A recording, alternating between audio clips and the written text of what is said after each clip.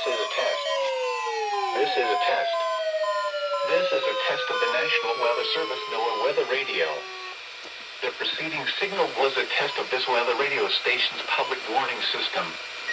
During potentially dangerous situations, specially built receivers can be automatically activated by the signal to warn of the impending hazard.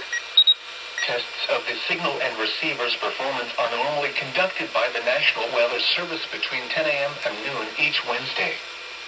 If there is a threat of severe weather, the test will be postponed to the next available good weather day. Reception of this broadcast, and especially the warning alarm tone, will vary at any given location.